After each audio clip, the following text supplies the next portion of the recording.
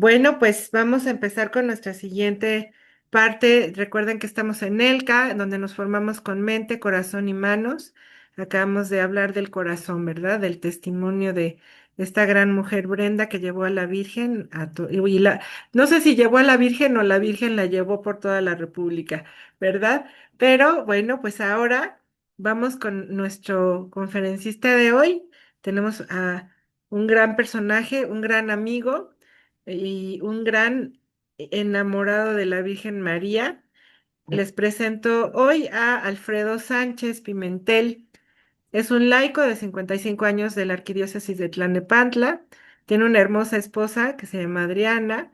Llevan 28 años de casados y tienen 8 hijos y es licenciado en filosofía por la Universidad Popular Autónoma del Estado de Puebla y maestro en administración de empresas por el Instituto Panamericano de Alta Dirección de Empresa, o sea, el IPADE. Ha sido profesor de ética y formación humana durante más de 5 años de escuela católica, preparatoria y primaria.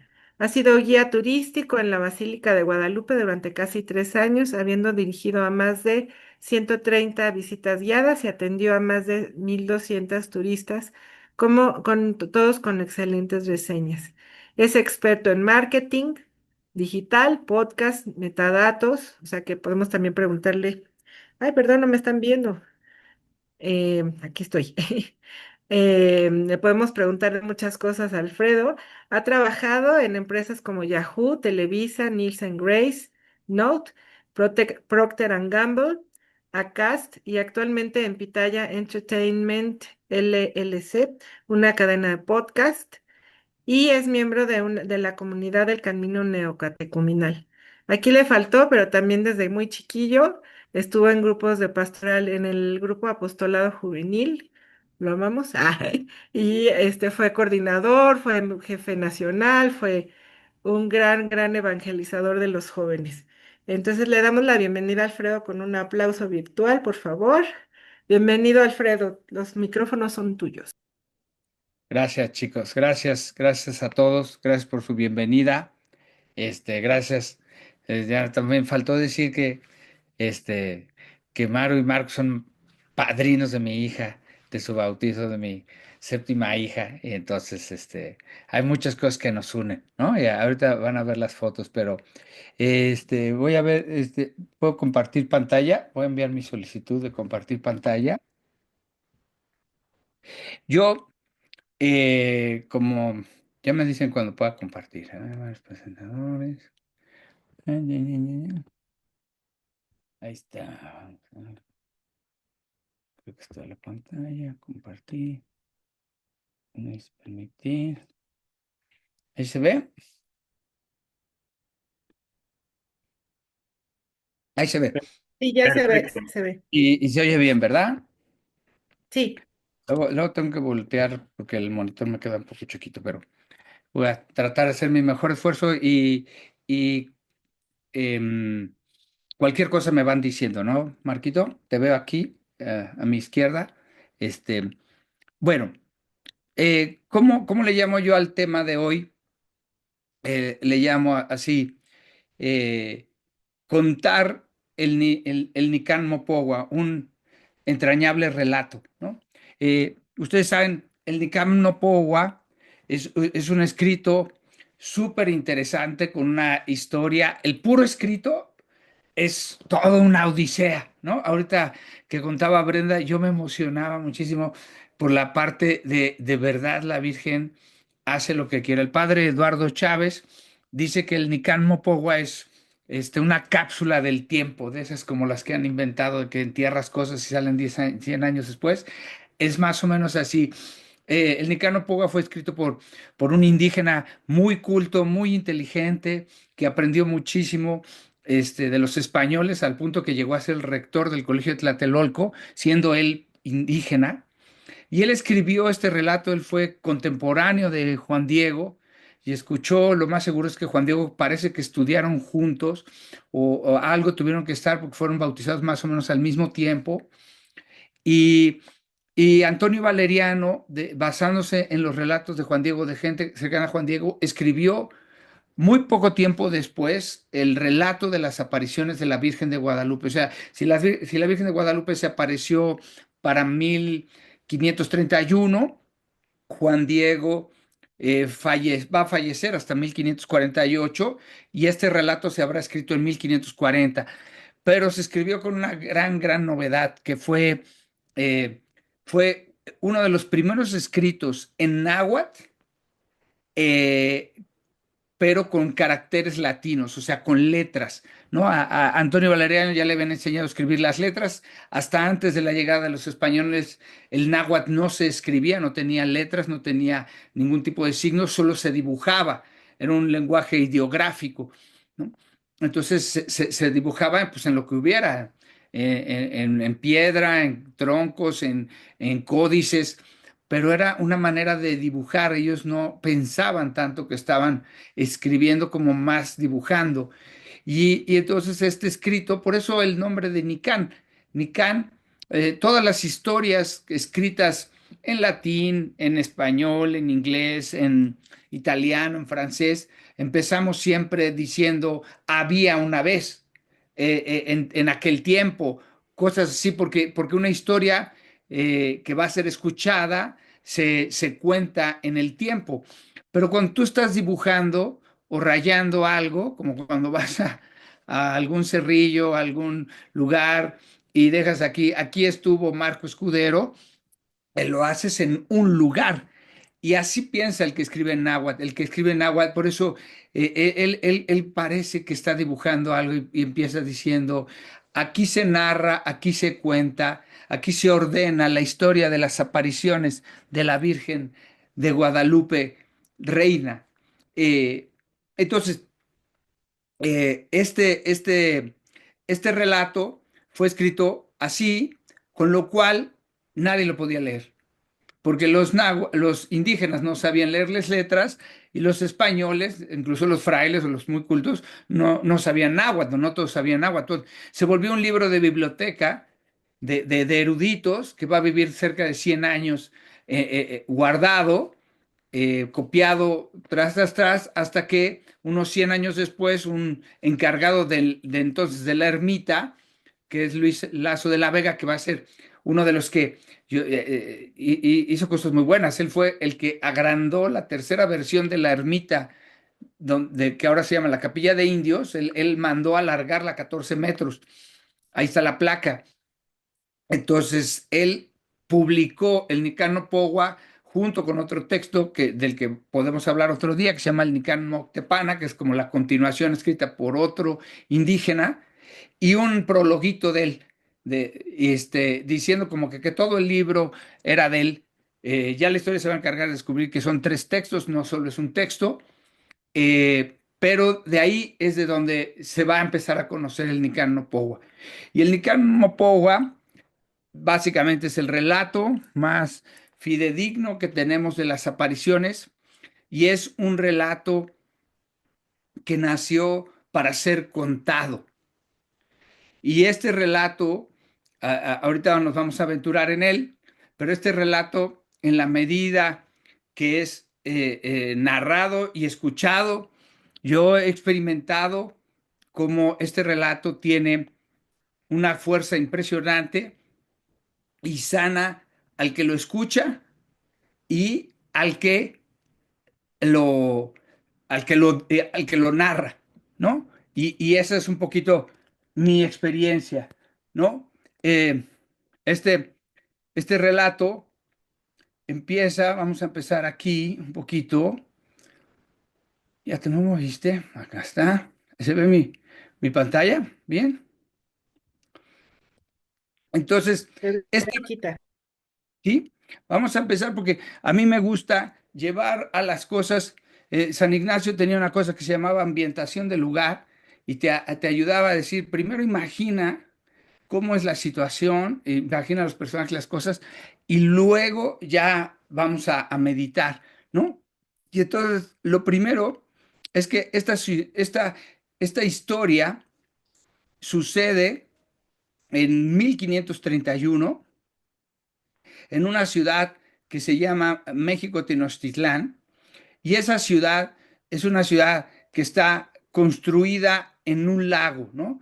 No sé si se alcanzan a ver este mapa de acá, pero este mapa tiene aquí el Imperio Azteca en cafecito, el punto rojo es la Ciudad de México y la Ciudad de México es esta, vamos a decirlo así, es una isla, me dicen si se ve bien, por favor.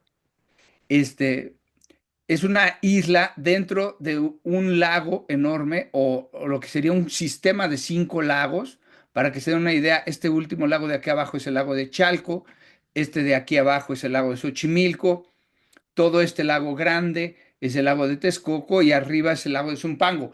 Depende, este sistema de lagos son unos sistemas de lagos pluviales, es decir, aumentan y disminuyen su nivel conforme las lluvias, temporada de lluvias se comunican, porque llega tan alto el nivel del agua que parece un solo lago. Cuando baja el nivel puede que aparezcan paredes que los separen, ¿no? Eh, y la Ciudad de México fue fundada en esta isla adentro. ¿Cuánto? Pues algo así como 200 años antes de que llegaran los españoles. Es decir, eh, y por este año, justo 2025, celebramos 700 años de fundada la ciudad de Tenochtitlán. Es otra coincidencia, ¿no? 700 años, hace 700 años se fundó en esta isla la Ciudad de México. México, más que ser un país, lo que originalmente es México es la isla dentro del lago. ¿Por qué? Porque, no se sabían, pero México significa el ombligo. ¿El ombligo de qué? Del conejo. ¿De qué conejo? Pues de este, miren. No, yo sé que no se ve, pero este sistema de lagos es un conejo.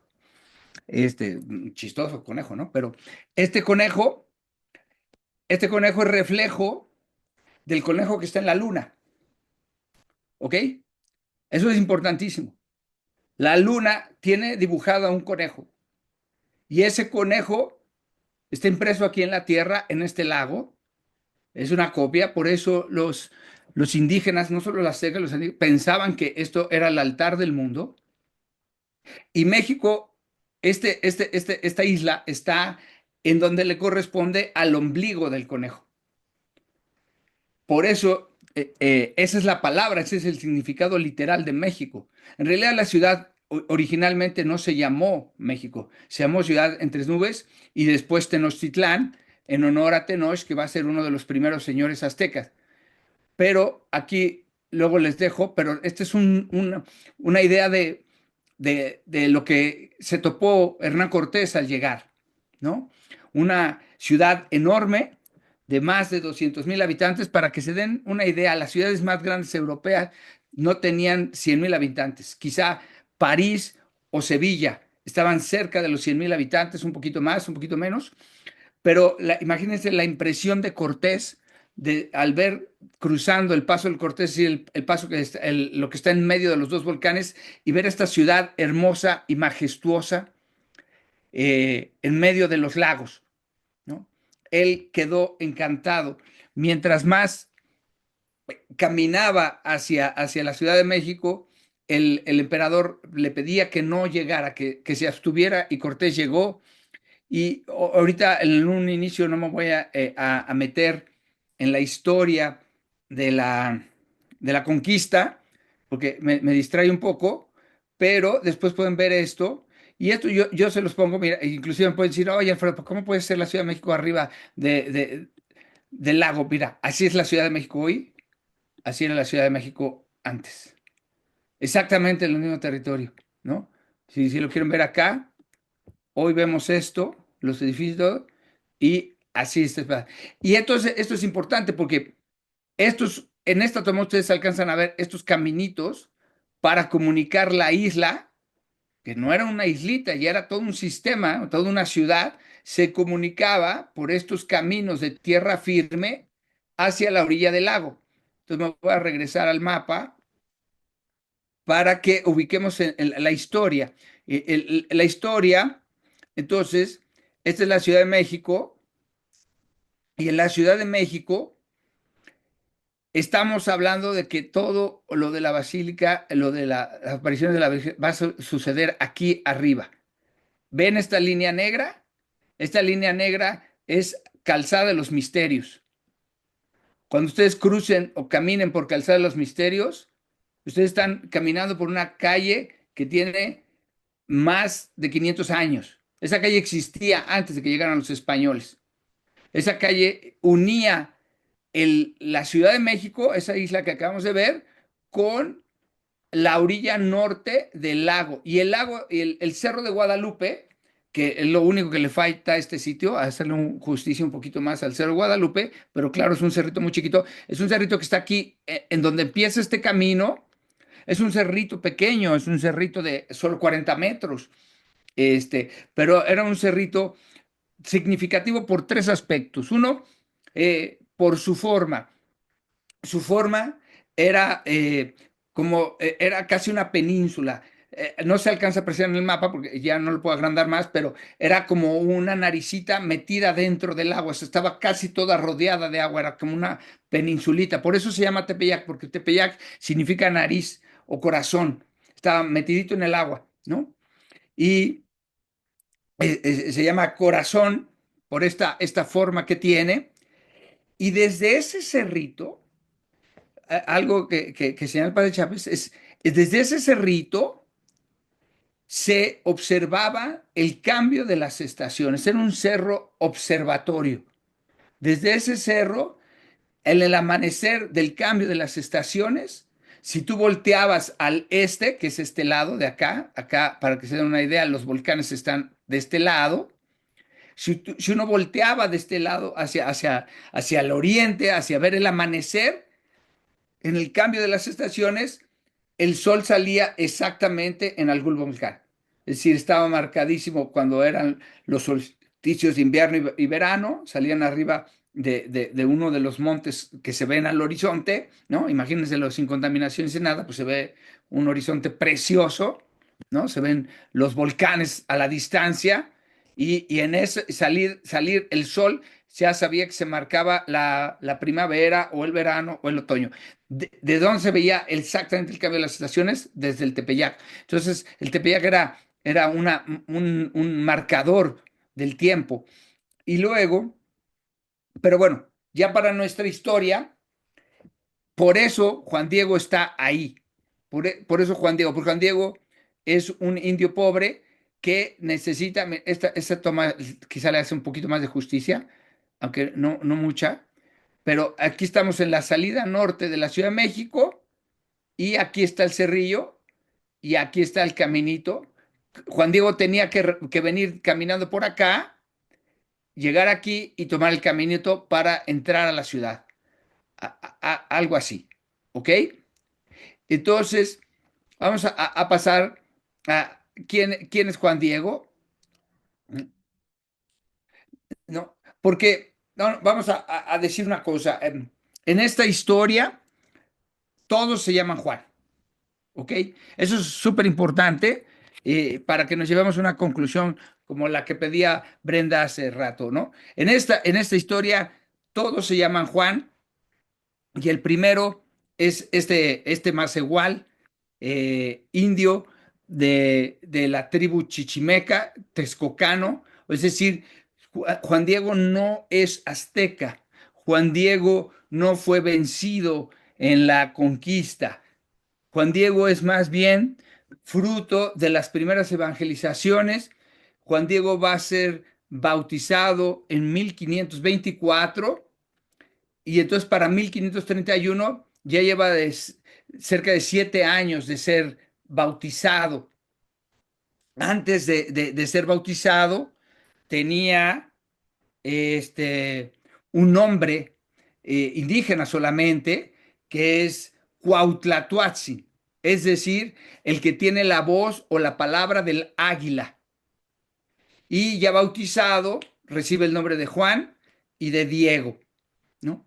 Él estuvo casado en eso, bueno, él es perteneciente al pueblo Cuautitlán y después se va a casar con una indígena que se llama María Lucía, pero por una predicación ¿cómo se llama? De motolinía, él va a decidir vivir en castidad junto con su esposa, en común acuerdo.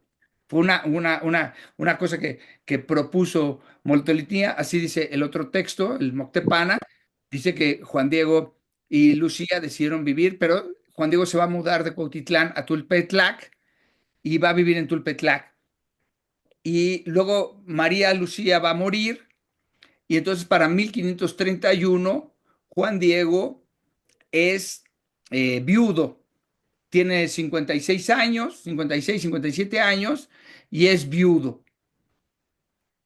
Y de todas maneras sigue tomando formación cristiana, formación catequética, y por eso ese sábado 9 de diciembre va rumbo a Tlatelolco, ¿no? Tlatelolco está dentro de la isla que les comentaba, ¿no? Y entonces él tiene que tomar esa carretera para poder cruzar, no va a cruzar el lago en canoa, no tiene como dinero para tener una canoa, entonces él va a cruzar, tiene que caminar hasta ese inicio del camino y tomar el camino para llegar a Tlatelolco.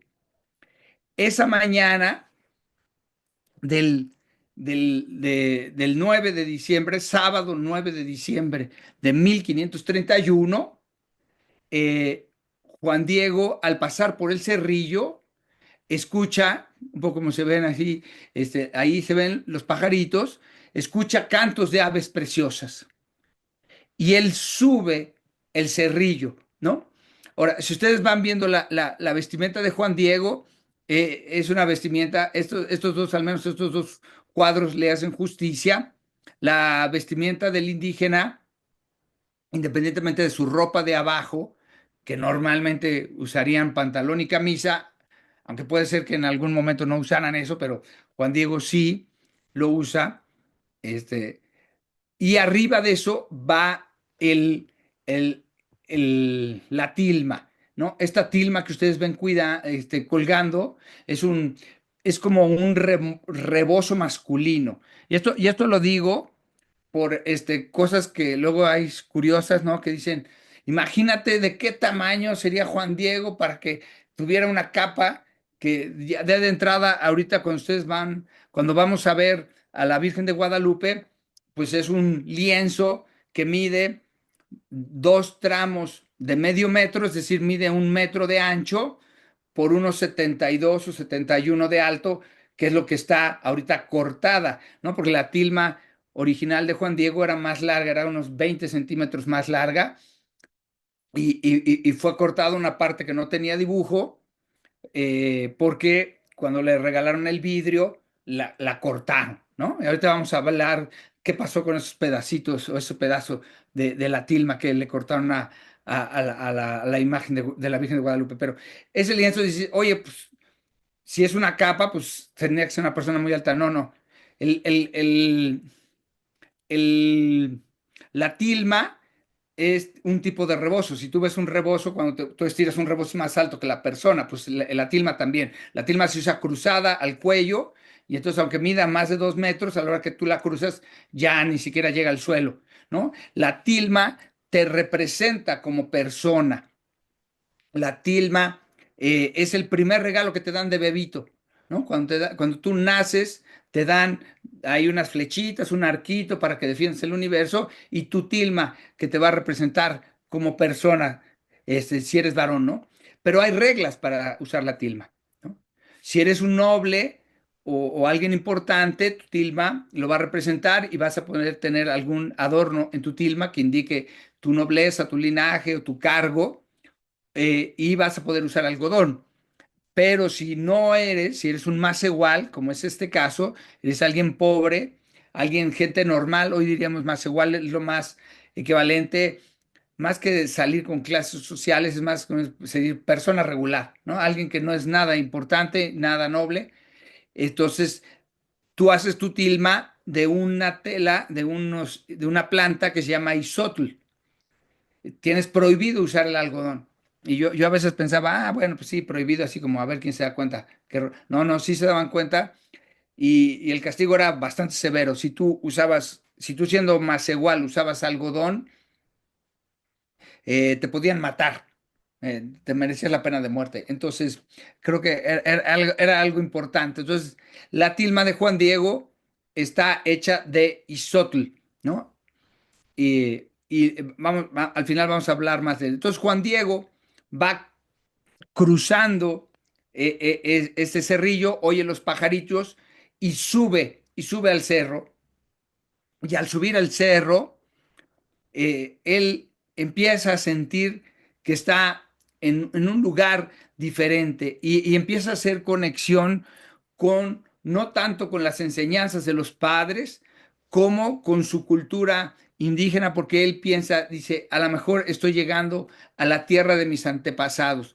Los cantos de estas aves le parecen tan preciosos que lo transforman, lo transportan como a un lugar que él dice que es maravilloso, y en ese momento él oye una voz en perfecto náhuatl que le dice Juan Diego, se podía interpretar como señor Juan Diego, algo con mucha propiedad, con mucha cortesía, y después una frase muy cariñosa porque le dice, señor Juan Diego, Juan Dieguito, el más pequeño de mis hijos, eh, yo soy la perfecta Virgen María. ¿A dónde te diriges?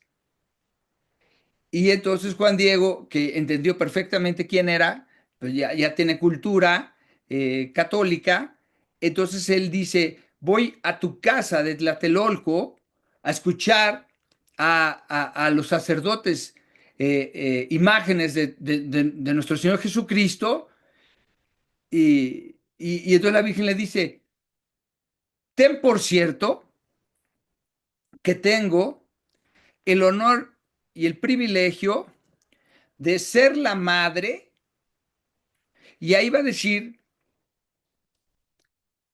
cuatro palabras en náhuatl, que solo me sé la primera, toque nahuaque, que significa, tengo el privilegio y el honor de ser la madre del verdaderísimo Dios por quien se vive, el dueño de la tierra y del cielo, el que hizo a las personas humanas, el Dios de lo lejos y de lo cerca. Esta frase, el arraigadísimo Dios por quien se vive, son frases que no son propiamente de la doctrina que enseñaban los padres, son frases todavía más antiguas, son frases que vienen, entre otros, de Nezahualcóyotl. Ustedes saben, Nezahualcóyotl fue un rey que ya cuando llega Cortés ya ha muerto, porque Cortés llegó en el siglo XVI y Nezahualcóyotl vivió en el siglo XV, y falleció. Nezahualcóyotl es una cumbre de la cultura indígena, no es un azteca, es un rey tolteca, texcocano, ¿no? De la orilla del lago, de la orilla del lago de Texcoco, y, y Nezahualcóyotl es como un Hamlet mexicano, ¿no? Tiene toda una historia muy curiosa porque su tío mató a su papá y él tuvo que huir para que no lo mataran, pero después va a llegar a ser rey. Y fue un rey filósofo, un rey muy metido en cosas que tenían que ver con la cultura, y él quería que todos los indígenas fueran cultos, hizo mucho por la educación de los indígenas nobles y también de los indígenas plebeyos. Y a él se le debe ese poema tan hermoso, chiquito, que venían los billetes que antes salían en Zahualcóyotl, donde decía, amo el canto del cenzontle, pájaro de 400 voces, amo el color del jade y el enervante perfume de las flores, pero más amo a mi amigo el hombre. Este rey también tenía una oración, yo digo que es una oración, es como un poema, a ese Tloquenahuaque, a ese verdaderísimo Dios por quien se vive.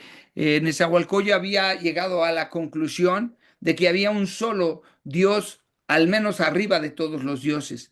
Y le rezaba a ese Dios y le decía, ¿dónde estás, Tloquenahuaque, verdadero Dios por quien se vive, dueño del cielo y de la tierra, creador de las personas? ¿Dónde estás que no te veo?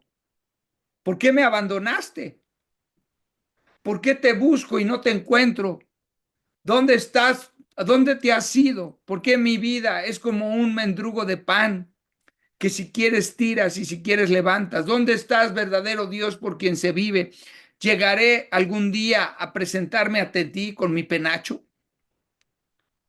Esta enseñanza de un verdaderísimo o arraigadísimo Dios por quien se vive era una enseñanza tolteca. Y por eso Juan Pablo II se fijó en estos pequeños detalles y señaló que el modelo de evangelización de la Virgen de Guadalupe es el modelo de la inculturación. ¿Y qué es la inculturación? La inculturación viene señalada desde el Concilio Vaticano II y que es que en todas culturas hay semillas del verbo, o sea, pequeñas verdades entre tanta confusión. Y la Virgen de Guadalupe encuentra esas pequeñas verdades en la cultura y la señala. Y esta verdad se la está señalando a Juan Diego. Juan Diego tenía esta enseñanza en su pasado indígena y la Virgen la toma y la une con las enseñanzas, ¿no? Entonces ella le hace ver que ella es madre del verdadero Dios por quien se vive, del que hablaba Netzahualcóyotl y no de otras teorías que han sacado algunos, como decir que era madre de Ometotl o de alguna deidad idolátrica, para nada. La Virgen de Guadalupe no se acerca a nada a la idolatría. Ella señala un punto de un verdaderísimo Dios y en Juan Diego resuena entonces la enseñanza de los padres que tiene presente más la enseñanza que él tiene de su cultura y quedan unidas esas dos enseñanzas. Y entonces, ya que hace la Virgen, entonces le hace una petición, porque la Virgen de Guadalupe hace iglesia, ¿no? Entonces la Virgen de Guadalupe le dice, entonces quiero que vayas con el obispo gobernante y le pidas que aquí en el valle, ellos están hablando en el cerrito a la orilla del lago, y le señala así como el valle, pero no hay mucho valle porque es la orilla del lago, pero ahora sí ya es un valle, ¿verdad? Pero antes no. Y entonces le dice, quiero que en el valle me construyan una casita sagrada. Y esa casita sagrada dice, para dos cosas. Y la traducción del padre Eduardo Chávez es mucho más exacta que traducciones anteriores, tradicionales, donde dice, quiero que me construyan una casita sagrada para mostrarlo a él, ¿no? Y está hablando de Jesucristo. Dice, para mostrarlo a él, que es mi persona, mi amor persona, ¿no? O el amor, así, un amor en personificado, ¿no? Mi mirada compasiva, mi auxilio y mi salvación, ¿no? Otras traducciones dicen, porque yo en esa casita sacada mostraré mi amor personal, mi compasión en mirada y mi auxilio y mi salvación, pero el padre Chávez ha señalado que no, que el náhuatl en el que está escrito hace un pronombre donde personifica esto y está hablando de alguien más, no está hablando de ella. Ella no es el auxilio y la salvación. Ella ha sido auxiliada, ella ha sido salvada, ¿no? Ella, entonces lo que ella está diciendo es, en esa casita sagrada lo mostraré a él, que es mi amor persona, mi mirada compasiva, mi auxilio, por lo tanto fui auxiliada, mi salvación, por lo tanto fui salvada. Y el otro texto, el otro motivo por el que quiere eh, que decir la casita sagrada, dice, y ahí yo escucharé y aliviaré y sanaré a todos aquellos que me busquen y me amen, que vengan con tristezas, con miserias, con dolores. Y todavía aclara, de estas tierras y de otras tierras muy lejanas. Entonces, él, ahí para Juan Diego queda que esto es para todo el mundo, no solo para una cuestión local. Y entonces Juan Diego deja a la Virgen y se va a la Ciudad de México, y en la Ciudad de México va en busca del obispo gobernante. El obispo gobernante, como hemos dicho, se llama Juan, ¿verdad? Se llama Juan porque en esta historia todos se llaman Juan. El obispo se llama Juan de Zumárraga. La calle que es la entrada de la basílica, perpendicular a Calzada de los Misterios, a Calzada de Guadalupe, esa calle es Juan de Zumárraga. Juan de Zumárraga es un franciscano vasco que llegó con los primeros franciscanos a evangelizar estas tierras, pero era un franciscano que, vamos a decir, se sacó la rifa del tigre porque conocía al rey. Esa es un poco quizá la diferencia y lo que hizo la diferencia. Él llegó junto con los franciscanos, pero él en algún momento antes le había dado unos ejercicios al rey y el rey lo conocía. Incluso había habido un incidente que él, en esos ejercicios espirituales, el rey vio muy pobre el convento donde este Juan de Zumárraga le dio los ejercicios, y entonces el rey, acabando los ejercicios, cuando regresó a su corte, mandó regalos a ese convento. ¿Y cuál fue su sorpresa? Que este cura, este fraile, regaló todos estos regalos a la calle, a los pobres. Cosas finísimas de París que había mandado el rey, este fraile no las tira a la basura, se las da a los pobres, y esa noticia le llama muchísimo la atención al rey. Y entonces hace que luego Juan de Zumárraga vaya a la corte, le encarga varias cosas, unas bastante ahí tenebrosas que tenía que ver con brujas y no sé qué, y fue al País Vasco y regresó. Y después Juan de Zumárraga decide embarcarse para México, y cuando el rey se entera, años después, ¿no? Estamos hablando que Juan de Zumárraga habrá llegado a México alrededor de 1528, un poquito antes, un poquito después. Entonces el rey manda pedir que sea él el primer obispo de la Ciudad de México. Nombramiento que a los restos de los franciscanos no les gustó mucho. Y entonces los franciscanos le piden amablemente que se pase a retirar del convento y se vaya a vivir a la catedral, que en ese momento no es la catedral que ahora conocemos, es una versión mucho más pequeña y que tenía una pequeñita casa arzobispal, bueno, ni siquiera arzobispal, una pequeña casa para el padre que estuviera ahí, pero vamos a decir, esto providencialmente permite que cuando Juan Diego, el texto dice que va a buscarlo al palacio, pero en ese momento no hay palacio. Quizá ya después había un palacio, pero en ese momento es una pequeña casa, seguramente junto a la catedral, porque tampoco hay lo que luego va a ser el seminario, cosas que va a haber en el centro para la catedral. En ese momento es una pequeña iglesia que es la catedral, más la casa donde vive el obispo. Ahí va Juan Diego. Juan Diego tardan en recibirlo, pero cuando el obispo se entera de que hay un indígena esperándolo, lo hace pasar, lo escucha con mucha atención, y claro, le parece un poco fantástica la historia. Y entonces la manera que tiene él de decirle amablemente que no le cree, es diciéndole: vendrás otro día y me lo contarás con más calma. Juan Diego perfectamente entiende la indirecta y se regresa un poco triste, y el mismo sábado vuelve a ver a la Virgen ahí en la cumbrecilla del cerro, y entonces la segunda aparición, Juan Diego vuelve y le dice a la Virgen que no se entristezca, que tampoco se vaya a molestar, que él fue a hacer lo que ella le pidió, pero que no lo tuvieron por cierto. Y Juan Diego se echa la culpa a él.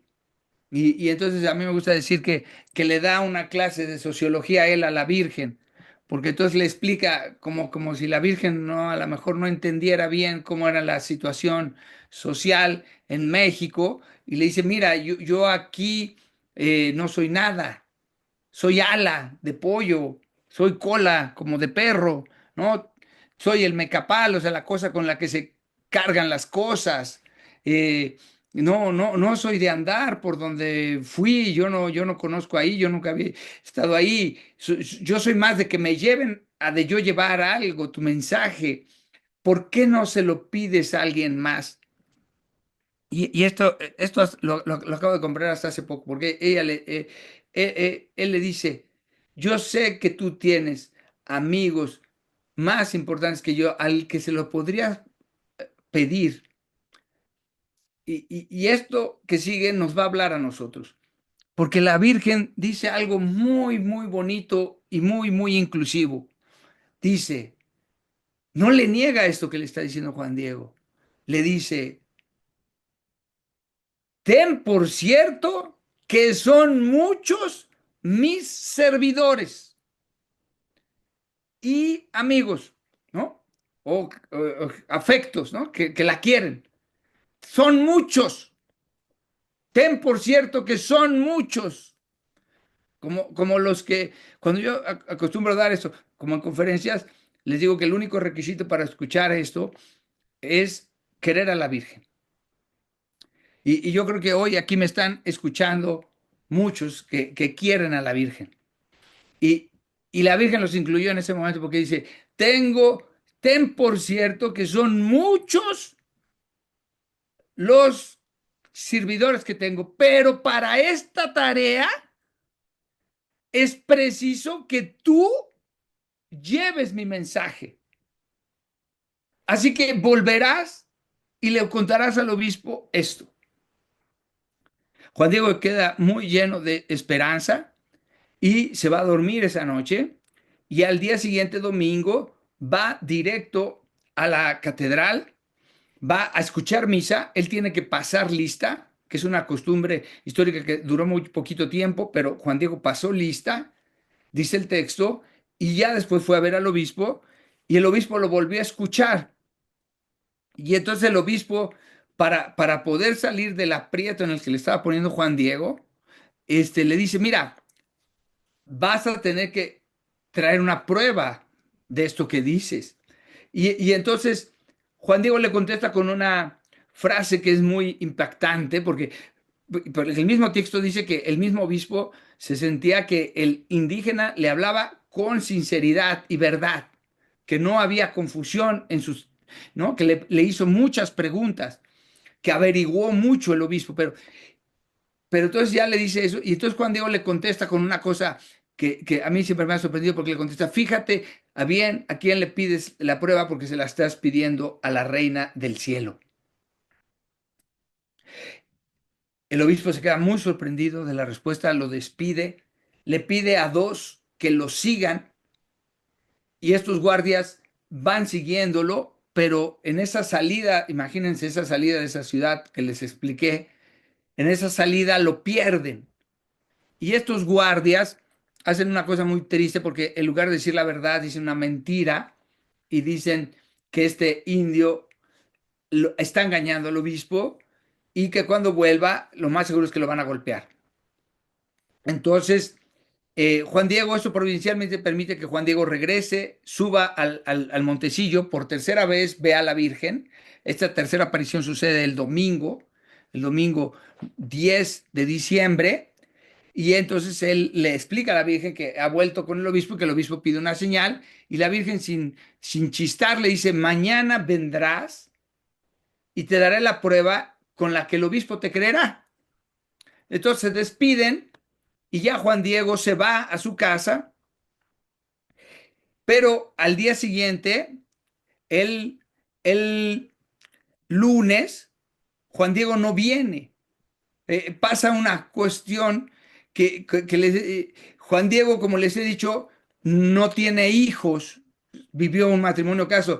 Hay también, ojo, porque así en las Wikipedias de este mundo y en ciertos sitios no muy verificados, dicen que Juan Diego fue padre de familia, no tuvo hijos. O sea, sí fue esposo, sí. Si eso le llamamos ser padre, pues entonces sí, esposo tuvo una esposa, pero no tuvieron hijos. No hay descendientes directos de Juan Diego. Hay sobrinos. Y eso sí se tienen documentados. Hay parientes lejano, y uno de esos parientes en ese momento es un tío que es más grande en edad que Juan Diego, pero bautizado en la misma fecha que Juan Diego. Y ese tío, ¿cómo se llama? Ángeles, ¿cómo se llama ese tío?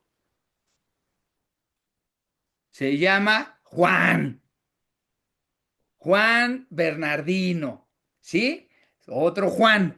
Y entonces ese tío Juan Bernardino es responsabilidad de Juan Diego, porque es su tío directo. No puede hacerse guaje, Juan Diego, de, pues estás enfermo, tío, ahí nos vemos. Otro día, la Virgen me habla.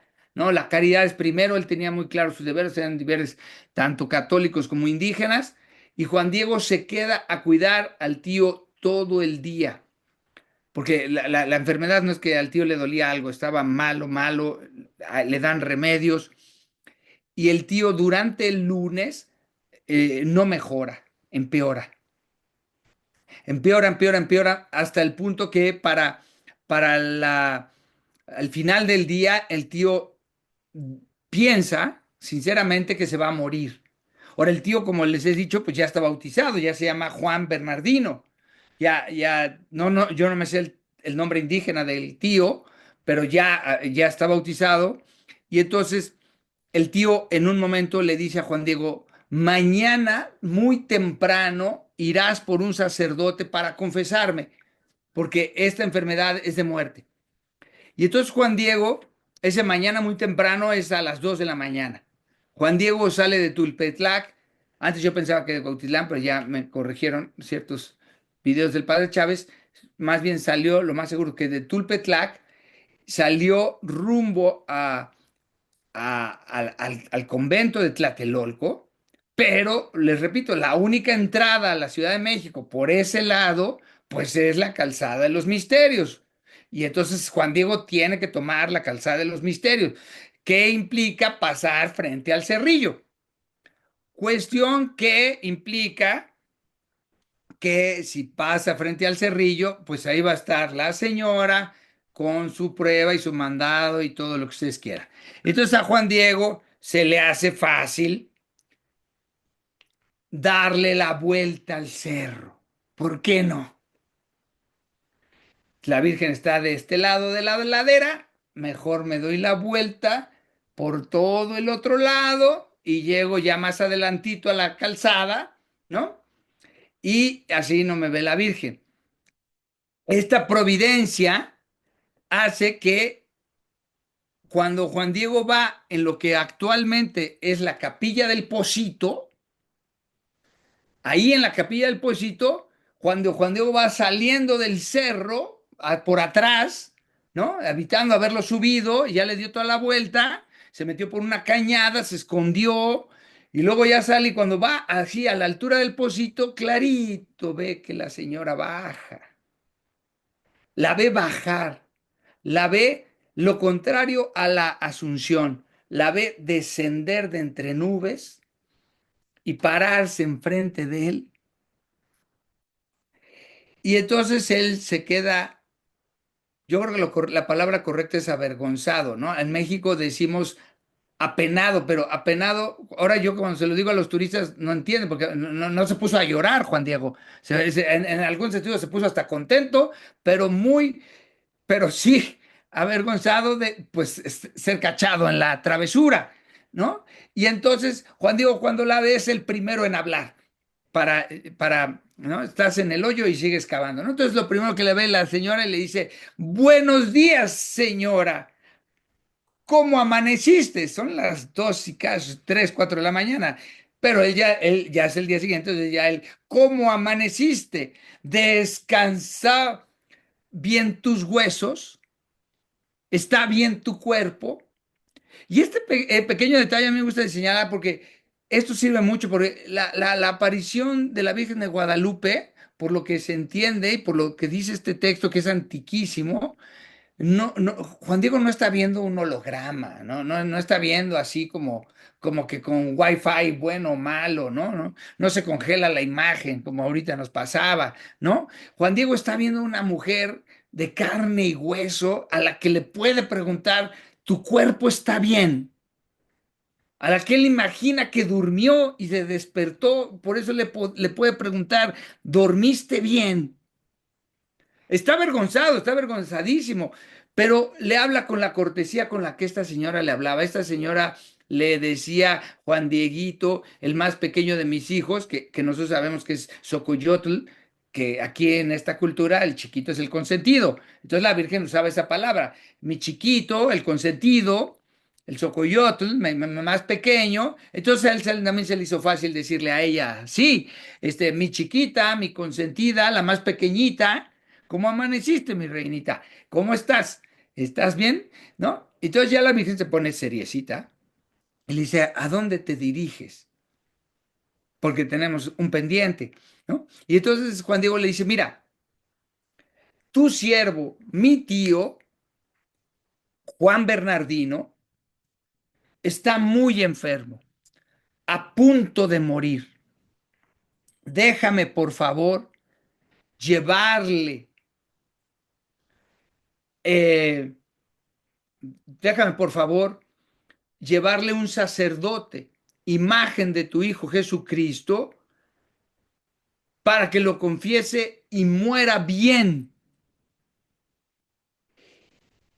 Y miren, Juan Diego era bueno, era noble, era pobre, era generoso, era obediente. Todas las virtudes le podemos poner a Juan Diego, pero él también tenía ahí su escondidito, su guardadito, ¿no? Y se lo va a decir a la Virgen. Y en este texto del Nicano Pogua, para mí es la frase más triste que tiene el Nicano Pogua, porque después de que le dice, dejan por favor llevarle a mi tío para que se confiese y muera bien, Juan Diego le da la razón por la cual esto tiene más importancia que lo que le está pidiendo a ella.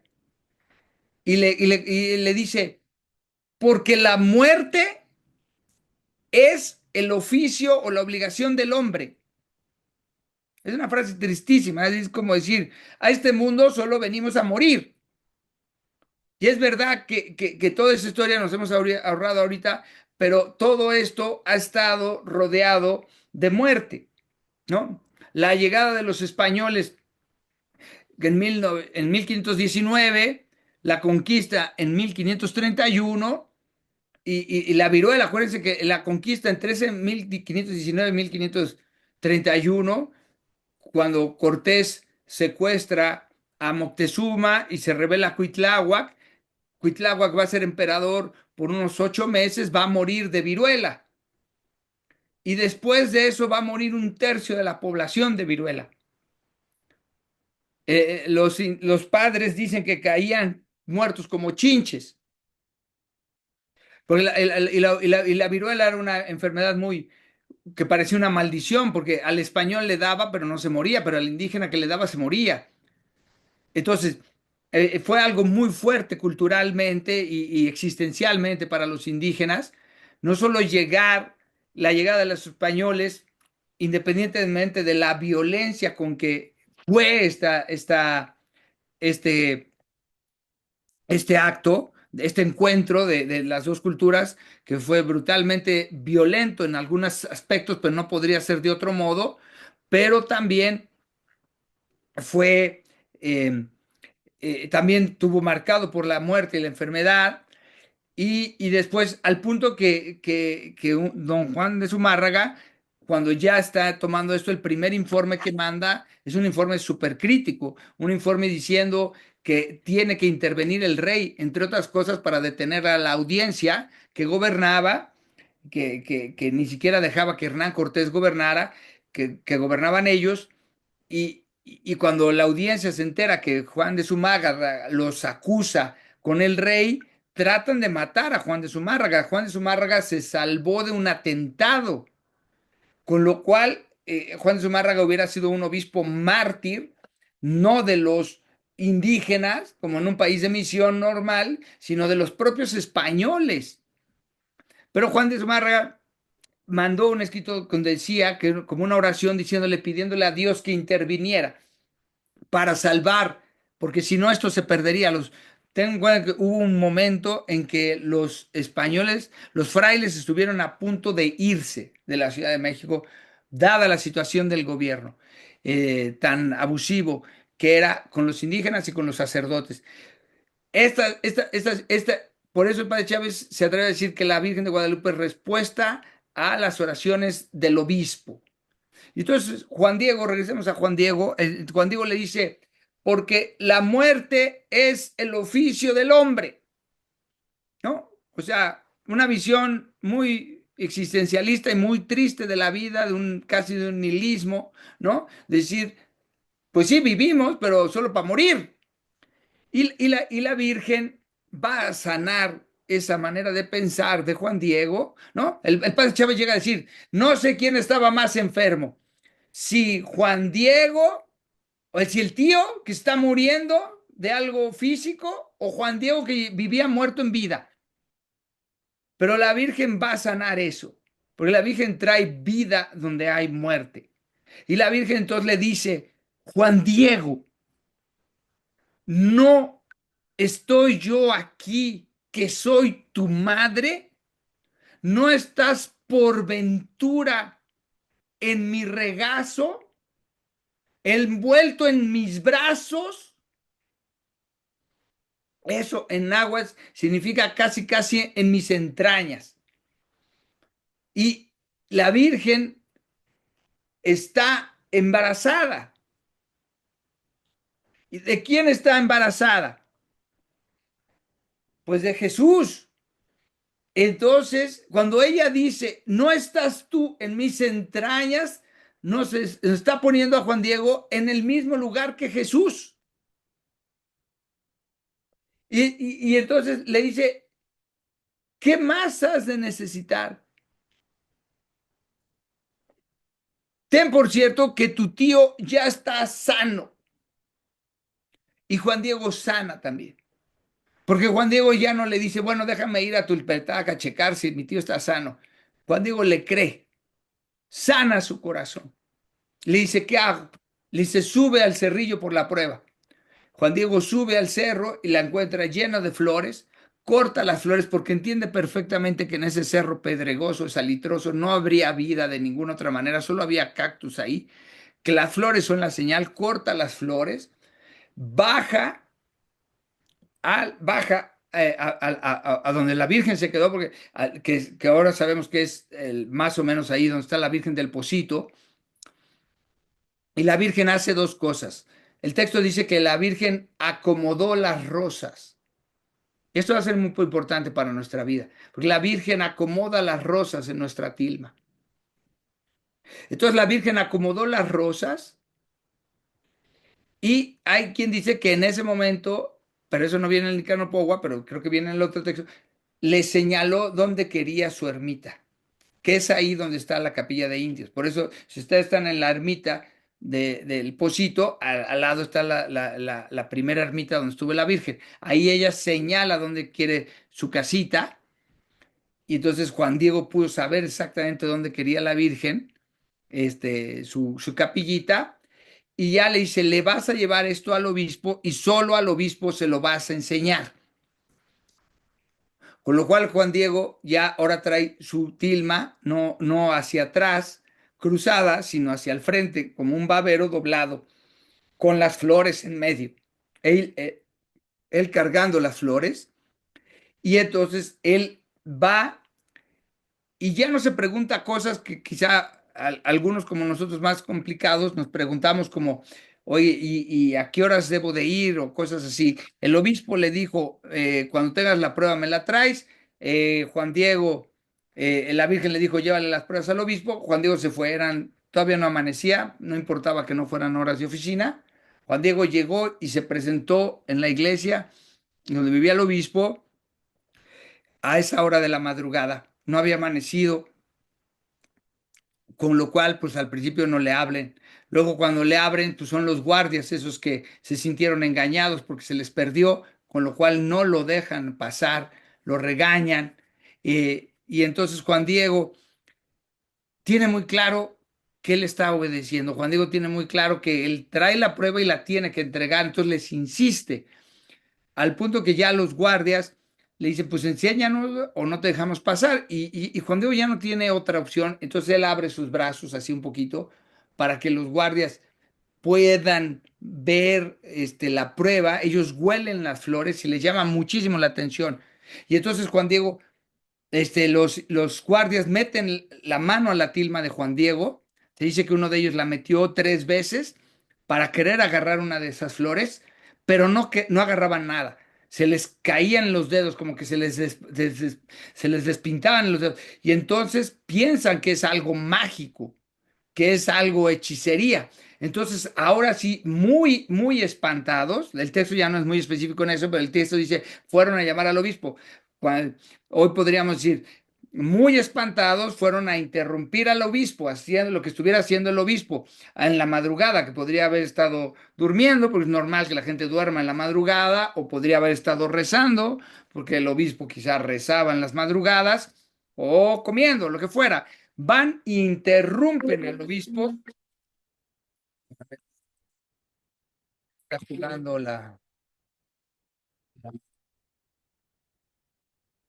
Denme un segundo.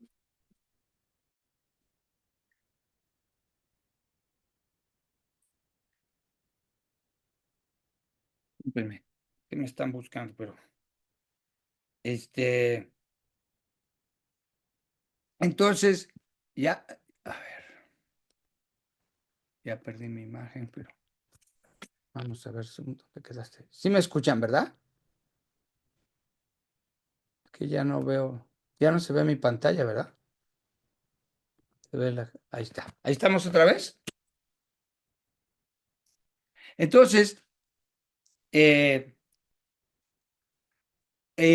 Juan Diego, mm, van y interrumpen al obispo. Y el obispo, el padre Chávez piensa que saltó de alegría de que ya regresó ese indígena, que había pasado más de un día que no lo volvía a ver. Y entonces le dice, pásenlo, pásenlo al despacho. Entonces el obispo lo recibe en el despacho. Y entonces cuando Juan Diego está mostrando las flores que él piensa que es la señal, Juan Diego, el obispo ve que en ese momento se imprime la tilma del indígena con esta imagen tan hermosa que es imposible de copiar, ¿no? Y entonces el obispo, aquí se ve cuando lo está recibiendo, ¿no? Obviamente quizá no estaba tan vestido tan garigoleadamente como tiene pero el obispo, el texto es muy específico, dice, el obispo se enterneció, se hincó, lloró, le pidió perdón y después de un tiempo de oración se lo quitó del cuello de Juan Diego y la puso en su oratorio. Esto es súper importante y esto está marcado ahí. Cuando ustedes vayan en la antigua basílica van a ver que arriba de la puerta está grabado en piedra el momento en que el obispo está hincado y, y Juan Diego está de pie con la Virgen. Esto es rarísimo en, eh, ver a un obispo hincado ante, pues claro que ante la Virgen sí, pero ante un indígena que está atrás, es rarísimo verlo en la iconografía. Y esta es la iconografía oficial, ese frontispicio tiene más de 200 años, ¿no? Entonces, el obispo se hinca, letal, después se lo quita a Juan Diego, lo pone en el oratorio, le pide a Juan Diego que le vuelva a contar la historia. Se queda, el texto dice que se quedan un día ahí, Juan Diego.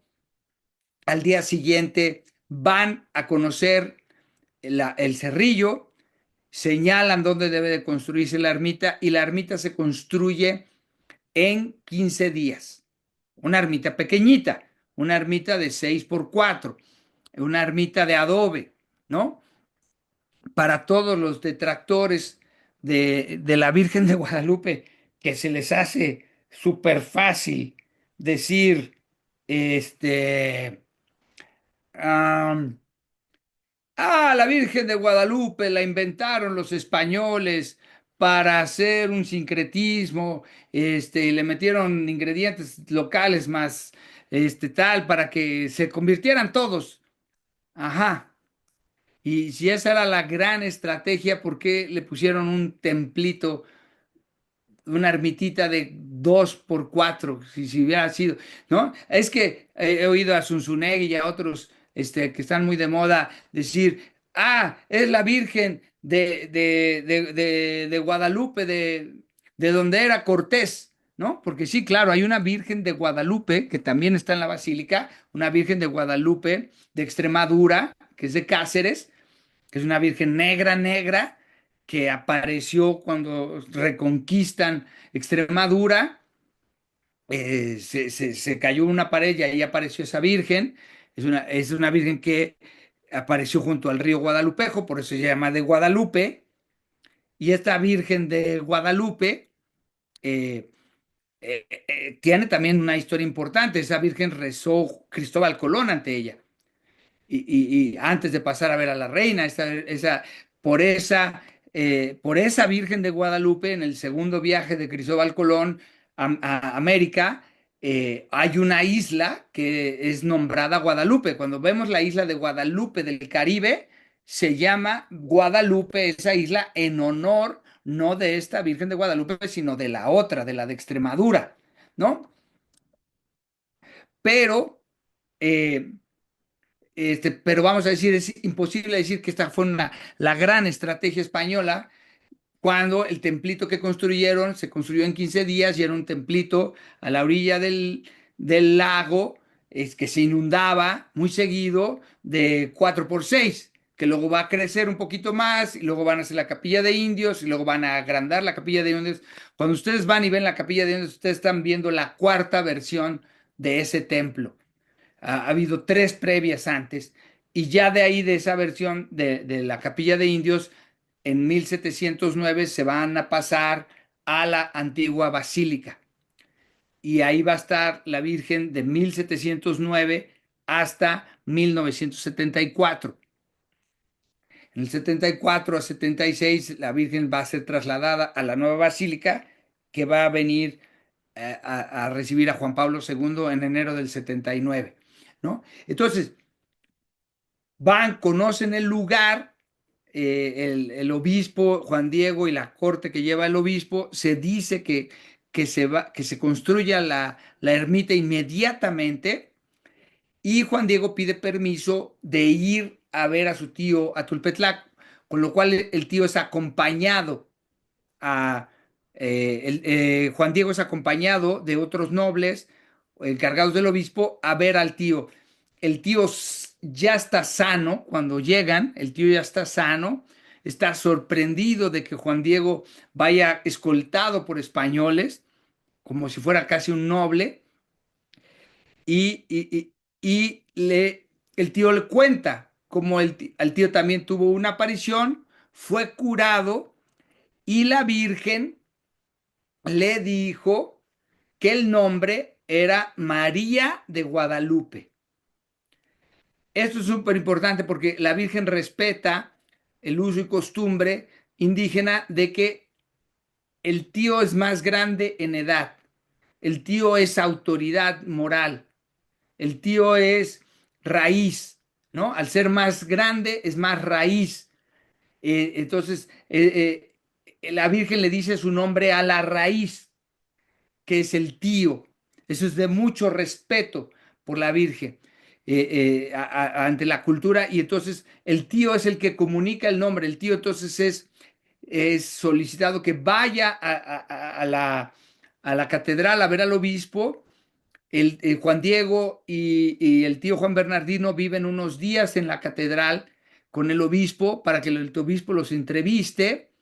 La tilma es exhibida en la catedral por esos 15 días para que se haga público, ¿no? Para que aparezca el posible autor, si esto era un fraude, que apareciera alguien que dijera yo la pinté o algo. La imagen estuvo exhibida, dice el texto que la vio toda la Ciudad de México, y después, el 26 de diciembre, que es una fecha que al final les voy a decir un detallito, pero el 26 de diciembre es la fecha en que la Virgen es trasladada del Zócalo, de la catedral, de donde estuviera ahí a, a la actual ermita o capilla de indios el 26 de diciembre, por ese camino de tierra firme, en medio de ese camino dique que separa el lago.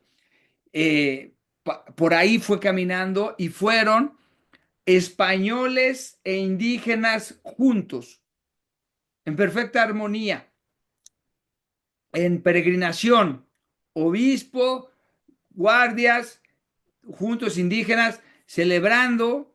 eh, por eso la Virgen, el padre Chávez acaba de estar hace 2 semanas ajá, en Roma, en el Congreso Mariológico, y la frase que él dijo, ahorita les enseño el texto, pero la frase que él dijo: María de Guadalupe une pueblos. Fue lo que le fue a decir. No sabemos si el Papa tomó estas pláticas, porque era el Congreso de Mariología, pero el padre Eduardo Chávez estuvo invitado y tuvo una plática y salió ahí en Vatican News. La plática, el padre Eduardo Chávez dice en el Congreso Mariológico: la Virgen de Guadalupe une pueblos.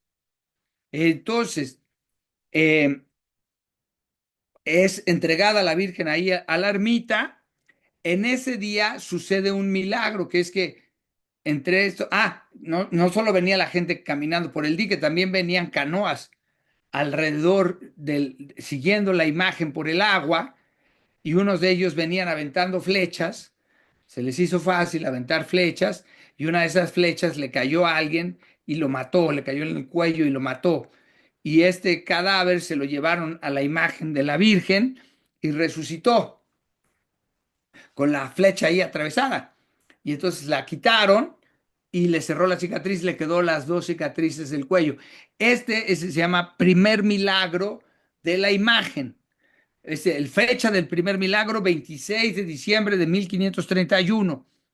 Y eso está registrado en un cuadro hermosísimo, ya claro, de siglos posteriores, pero un cuadro enorme que está ahí en la antigua basílica, que vale la pena verla porque se aprecia claramente el milagro, ¿no? El resucitado, la Virgen llegando, pero atrás se ve el camino por el que vienen. Se ve que la ermita no está arriba del cerrillo, está abajo, ¿no? Porque la Virgen quiso hacer un nuevo pueblo de ríos, la civilización del amor. ¿Y por qué quiso eso? Porque la civilización empieza en lo firme. Entonces la Virgen se buscó que en lo llano se hiciera su casita sagrada, en el llano, ¿no? Y entonces ahí se construyó la ermita, ahí se entregó, y Juan Diego pidió permiso de quedarse a vivir ahí, y de quedarse a vivir ahí para cuidar el templo, para barrer y limpiar el templo, contar la historia como yo se la estoy contando. Y ahora recientemente acabo de averiguar que también se dedicaba a caminar. O sea, él hablaba de la Virgen, pasaba mucho tiempo rezando y luego iba a otros lugares a contar la historia. Por eso luego los indígenas llegaban ahí, veían la imagen, que es una imagen potentísima, ¿no? Ya vimos todo lo que hace, o sea, todavía sí, ¿no? Es una imagen potentísima. Las indígenas veían la imagen, escuchaban el relato de Juan Diego, relacionaban las fechas, que ahorita vamos a hablar un poquito de ellas, pedían el bautismo.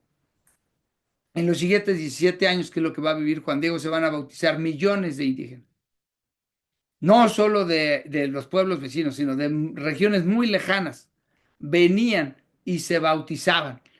Y esto fue el gran adelanto de la evangelización, ¿no? Mucha gente murió, sí, pero mucha gente se convirtió, ¿no?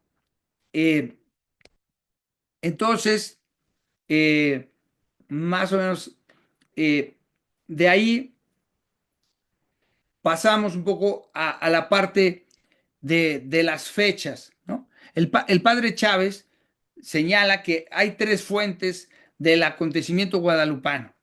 Una es este que les acabo de exponer, que es la tradición oral, que primero el que la inicia es Juan Diego, después va a quedar por un lado concretada en el Nican Mopogua, pero después, pero no es la única fuente. Esta fuente, les digo, tardó mucho en descubrirse. Después va a haber otras fuentes, pero lo principal que vivió la tradición guadalupana durante años, o sea, eso es importante separarlo. El Nicano Pogua no es la fuente de la tradición guadalupana, es un seguro histórico con el que sabemos, pero la tradición guadalupana se fue pasando de gente en gente, de pueblo en pueblo, de memoria en memoria.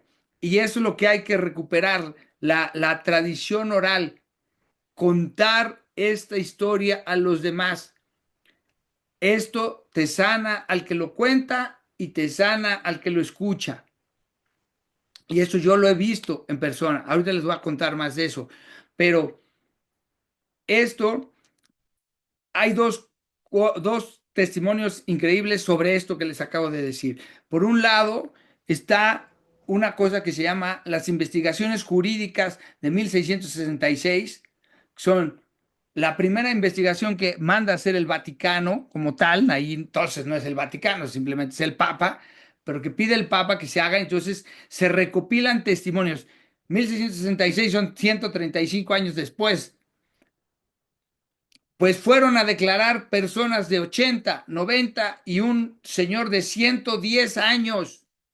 Declaró ante los enviados del Papa diciendo, yo de niño escuché a mi abuelita que habló con Juan Diego, que Juan Diego le dijo esto, que Juan Diego fue un varón que se quedó a vivir ahí.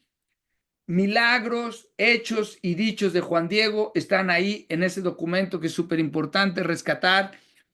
Ha sido recientemente acondicionado para su estudio por el padre Chávez. Investigaciones jurídicas de 1660. Es una gozada leer ese libro. Es una ¿no? Hay testimonios, tal, ¿no? Claro, de ese libro, el que le encargó, curiosamente, fue el bruto que se llama Luis Becerra Tanco, que se le ocurrió decir que quizá Guadalupe no era el nombre.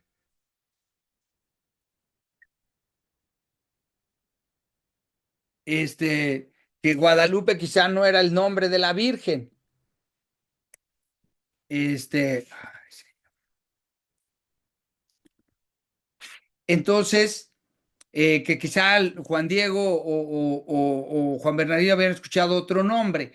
Entonces, y ahí inventan unas cosas, es muy ocurrente, muy creativo este señor, y de ahí viene la tradición. Y entonces, esto es falso por varios motivos. Una, porque aunque sí es cierto que el náhuatl no tiene el sonido de, Juan Bernardino, si conoce ese sonido, por eso se llama Juan Bernardino, Bernard.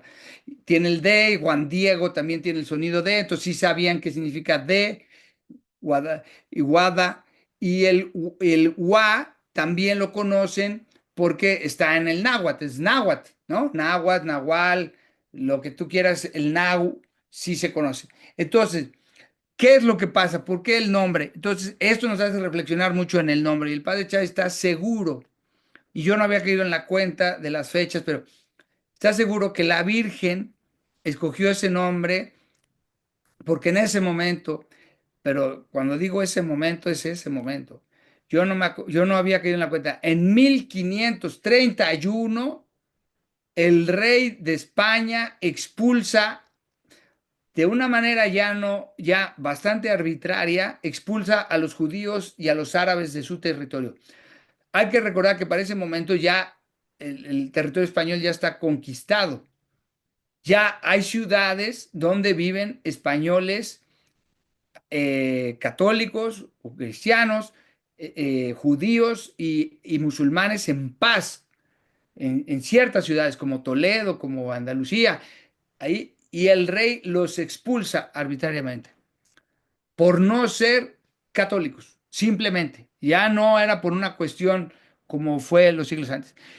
Y entonces la Virgen los retoma acá. Dice que entonces la Virgen acá en México usó un nombre judío que es María, que significa portadora de luz, no es la luz, es la que lleva la luz, eso significa María y es judío, y Guadalupe, que es un nombre árabe que significa fuente del río o del río escondido, ¿no? Entonces Guadalupe, ella no es el río de la vida, pero es de donde nace el río de la vida y es un nombre árabe. Lo que fue, y hasta hace poco lo que fue chocante para los españoles fue que la Virgen escogiera un nombre árabe, porque los árabes les caían gordos, venían de años de pelear contra ellos, venían de expulsarlos. Y entonces la Virgen aquí agarra y se pone un nombre árabe. Y entonces hay mucho conflicto y esto también es parte de la historia. Los franciscanos no querían que se llamara Guadalupe. Los jerónimos, que son los frailes que cuidan a la Virgen de Guadalupe de Cáceres, vinieron a México a verla y dijeron, esta no es la Virgen de Guadalupe, es otra, cámbienle de nombre. Pero lo que dijo Brenda tiene toda la razón. Estoy, ella hace lo que le da su regalada gana. Y entonces ella se llama Guadalupe y hay dos Guadalupes, una de allá, una de acá, no importa. Los frailes jerónimos muy inteligentemente dijeron, no, que no se llama Guadalupe, pero si se va a llamar Guadalupe, quizá al ver las ofrendas dijeron, quizá nos podemos quedar a cuidarla. Y dijeron que no. De ahí es eso, pues van, ¿no? 490 años y quiero que vean cosas tan importantes. Yo estoy asombrado, yo no dejo de asombrarme, ¿no? Pero vean esto, si están viendo mi pantallita, ¿verdad? Esto es un artículo de la revista, de la revista o el sitio Cadena Ser de España, donde actualmente, actualmente, ahorita si van, páganse su boleto a Madrid y vayan y me cuentan. Pero actualmente en Madrid, en el Museo del Prado, está una exposición de la Virgen de Guadalupe como decolonización. Es decir, lo que se asombró estos coleccionadores de arte, ¿no? Ustedes saben que el Museo del Prado es un museo de pintura. Estos juntaron cerca de 80 y tantas imágenes de la Virgen de Guadalupe, de las cuales solo 8 fueron hechas por mexicanos. Más de 60 son imágenes de la Virgen de Guadalupe en España, las tienen mapeadas, hechas por pintores españoles. ¿Quién colonizó a quién? Es lo que se pregunta aquí este artículo. Ellos nos trajeron el evangelio, o nosotros les mandamos a la Virgen de Guadalupe, o sea, contigo nosotros, esa es ella, ¿no? Pero la Virgen de Guadalupe obró maravillas y unió pueblos porque, ¿por qué los españoles tomaban esto? El español sencillo, el español, el complicado lo negaba. Pero cuando hacía los milagros, cuando tú lees el Nicán Moctepana, que vienen narrados cerca de 12 a 15 milagros, más de la mitad son españoles, otra parte son indígenas.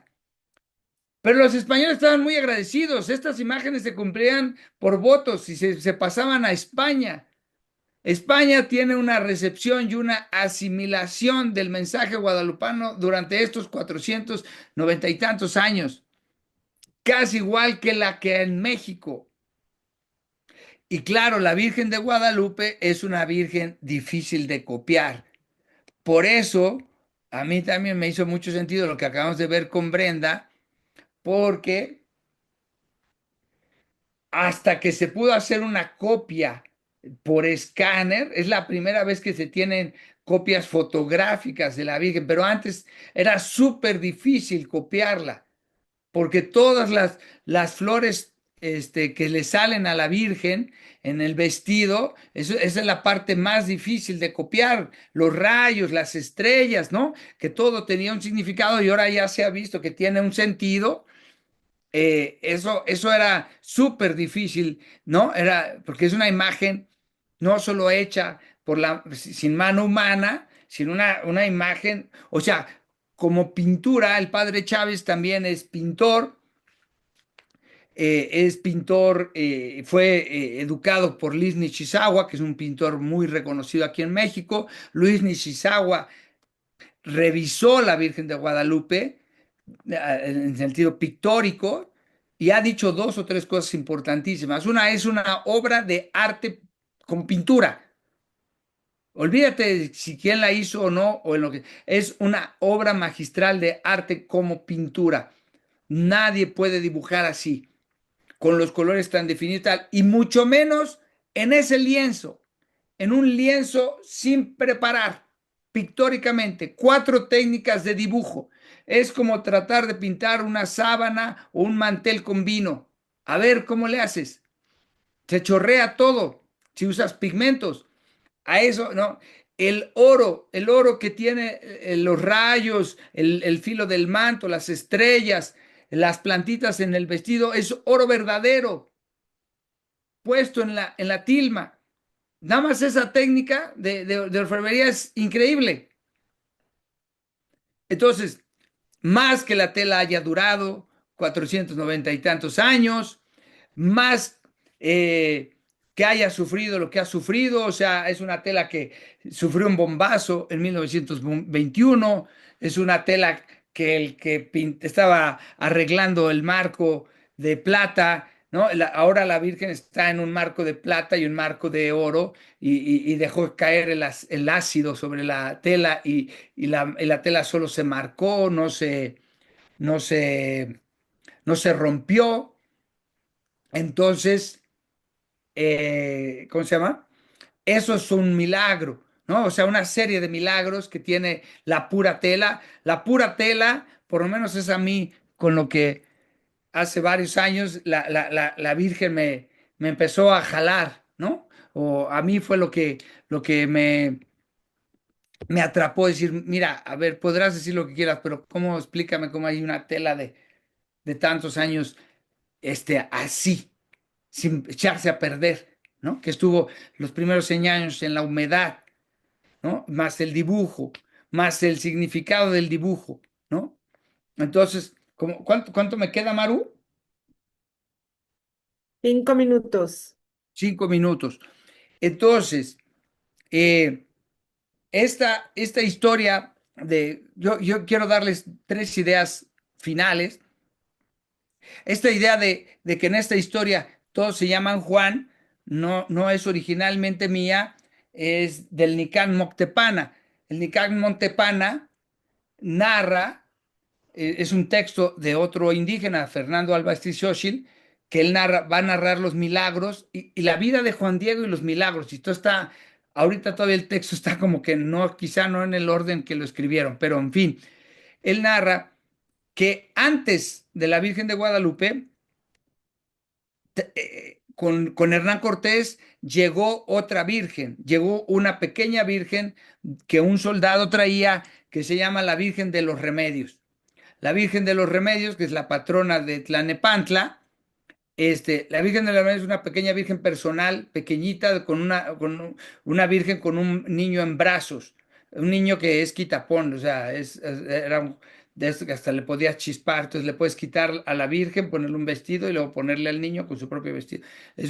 Esa virgen la trajo un soldado llamado Juan de Villagrán, y esa virgen se le celebró una misa en Veracruz, luego se le celebró otra misa en la pirámide del Templo Mayor.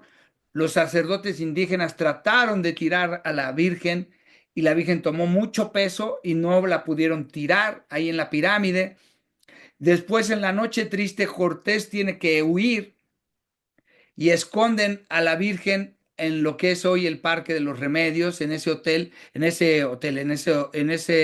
territorio otomí, ¿no? Ya Tlanepantla, o esta parte de Naucalpan, donde yo vivo muy cerca del Santuario de los Remedios, es territorio otomí. ya no es azteca. Entonces los aztecas se detuvieron a perseguir a los españoles ahí, se salvaron de milagro y ahí esconden a la Virgen. Bueno, pues años después, en 1540, una indígena llamado Juan Águila I, Juan Secuatli Águila I, él recibe primero es curado milagrosamente cuando está construyendo un templo y se cae y se aparece una virgen y lo sana y le dice que lo busque.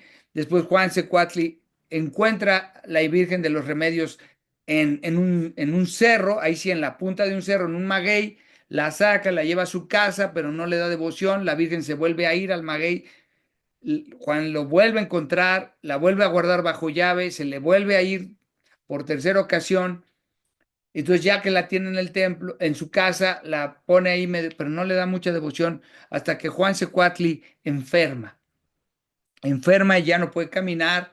Juan Secuatli se siente que va a morir y pide, es lo que dice el Nican Moctepana, pide ser trasladado a la ermita de la Virgen de Guadalupe. Entonces Juan Secuatli viene cargado a lo que sería la ermita, la capilla de indios, y ahí se cura.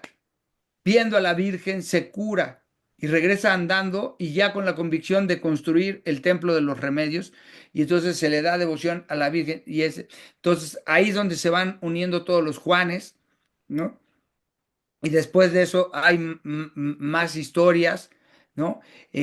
Acabo de estar en San José, California, y San José, California, se llama San José de Guadalupe, porque el explorador que revisó antes de Junípero Serra, que revisó esos territorios, se llamaba Juan Bautista de Anza, otro Juan Bautista de Anza, y se encomendó a la Virgen de Guadalupe.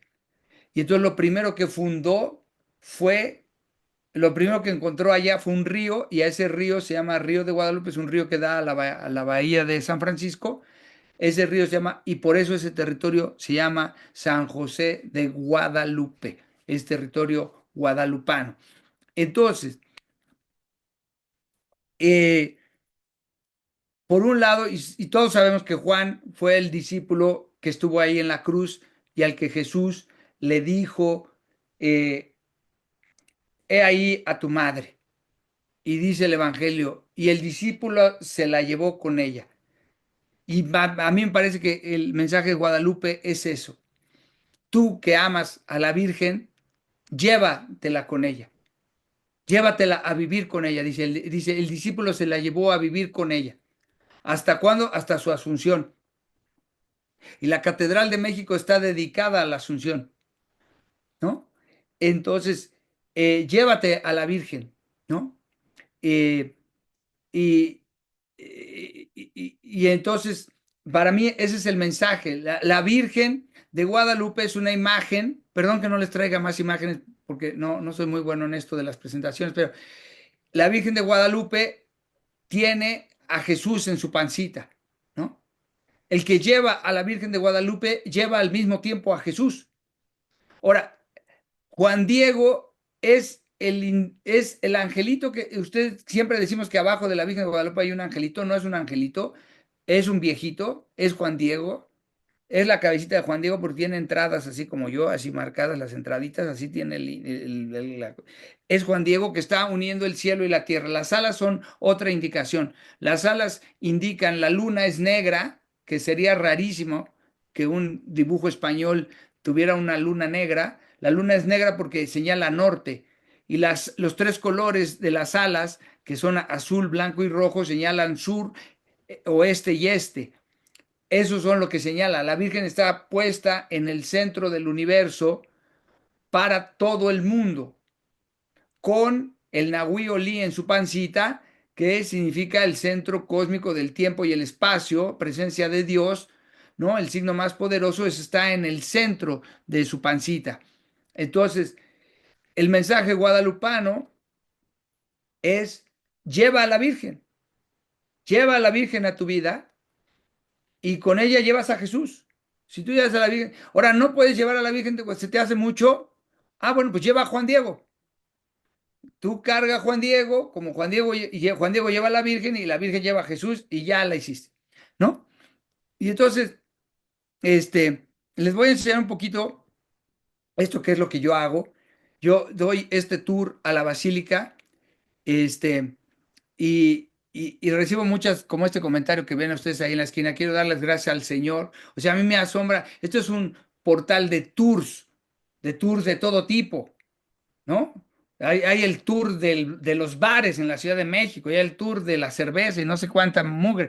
Y que alguien te escriba, quiero dar las gracias al Señor. O hay unos más religiosos por ahí. Ahí mencionan a mis hijas porque me acompañan. Ahí estoy yo.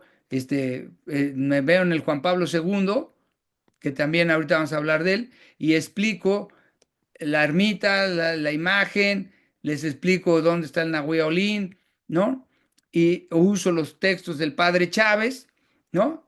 Y la gente luego pues les lleva a tomar las fotos con la Virgen, les encanta, ¿no? Y ahí está Anita. Estas, por ejemplo, las toman y ellos las postean en el sitio de los viajes, ¿no? Y acabo de estar en San José, California, dando un curso y un curso y unas pláticas sobre la Virgen de Guadalupe a más de 100 hispanos o gente de allá que escuchó sobre la Virgen de Guadalupe, ¿no? Y me topo la Virgen en cualquier lado, ¿no? Esto es la misión donde está enterrado Fray Junípero Serra, ahí está una Virgen de Guadalupe, ¿no? Y se acuerdan que les hablamos de los trozos que le cortaron a la basílica, a la tilma. Uno de esos trozos está en Los Ángeles, California. Esta capilla está en la Catedral de Nuestra Señora de los Ángeles, en Los Ángeles, California. Ellos tienen un trozo de la tilma de Juan Diego, que también sigue sin echarse a perder, ¿eh? Entonces, para mí fue un mensaje muy importante decirle, porque muchos de los que escucharon, pues yo les decía, es una invitación a que se preparen para los 500 años, ¿no? Y vengan a ver a la Virgen de Guadalupe que va a cumplir 500 años, pero muchos de ellos tienen condición de migrantes, no pueden volver, ¿no? No pueden viajar, es una cuestión tristísima. Entonces, les llevé la buena noticia de que pueden ir a Los Ángeles, ¿no? Ya de San Francisco a Los Ángeles no está tan difícil, y ahí está la tilma de la Virgen de Guadalupe, un pequeño trocito, ¿no? Entonces, simplemente ya para terminar, dos cositas. Ay, no sé cómo hacerlo para dejar. Este, me- me- Dos cositas. Una, no dejarnos de asombrar nunca de esto. Y una de las cosas es la tilma. Ah, pues claro que sí, Martita. Yo oficialmente las doy los sábados a las 11, casi todos los sábados, pero me tienen que escribir. Lo mejor es que Maru te dé mi teléfono y nos ponemos de acuerdo. Pero yo, así la que doy con turistas, la doy los sábados a las 11. Pero no voy casi todos los sábados. Por ejemplo, el último sábado, pues no fui porque estaba en Estados Unidos. Entonces, nada más para que no vayan a ir un día que no voy, pues nos ponemos de acuerdo. Y si no podemos organizar otra fecha, pues yo voy, cuando se junta un grupito, voy a lo que es, ¿no? O los sábados a las 11 mañana nada más está apuntada una persona, pero ahí voy a ir, ¿no? ¿Qué he vivido en estos 3 años? Por un lado, un gran amor de la Virgen. La Virgen ha cambiado mi vida, ¿no? Aunque Maru presentó ahí una historia así de que hago muchas cosas desde hace mucho tiempo, sí, sí, también, pero sí, ahorita vamos a decir, Marquito, lo vamos a decir para lo del 26, porque la Virgen, vamos a decirlo, aunque Maru me conoce y eso, yo antes, hace 3, 4 años, era un verdadero patanazo. No, no digo que no, ahí está mi teléfono, pueden escribirme cuando quieran, los que quieran, el 55 37 17 16 24, ese es mi teléfono, me pueden escribir por WhatsApp y quedamos en vernos, pero la Virgen se ha encargado, esto que dijo Brenda, yo lo he vivido en carne propia. Yo esto que les acabo de decir, como les acabo de narrar, así se los narro a los turistas, pero no era como yo empecé. Cuando yo empecé a hablar de la Virgen de Guadalupe, yo no empezaba así. La Virgen se encargó de irme cambiando el texto y de irme mostrando qué era lo que tenía que resaltar según la gente en lo que me preguntaba. O sea, tampoco es que me hable la Virgen, ¿no? Pero sí, sí por medio de la gente, por medio de los comentarios, he aprendido a hacer, ¿no? Y cosas como a mí un 12 de diciembre, un turista de estos, ¿no? De estos que llevo, les digo, llevo más de 1000, me habló y me dijo, un 12 de diciembre, me habló y me dijo, Alfredo, ¿te acuerdas de mí? Estuve contigo en agosto. Y yo, pues sí, claro que me voy a acordar, ¿cómo me voy a acordar de tanta gente? Pero pues está ahí el número, pues sí, sí es uno de los que había venido. Sí, cómo no, sí. Este, pues mira, ese día le pedí a la Virgen casa y hoy, 12 de diciembre, me la están entregando. Para mí fue un regalo enorme de la Virgen para mí, ¿no? Semanas después me hablan en enero, el 6 de enero, me habla otra persona de Colombia y me dice, Alfredo, estuvimos contigo en diciembre, ya estamos embarazados. Este, ya llevo 3 embarazos de 3 diferentes personas, una de Canadá, una de Estados Unidos, una de Colombia, que fueron a pedirle bebé a la Virgen y ya están embarazados. Uno de esos bebés ya nació, los otros dos están por nacer.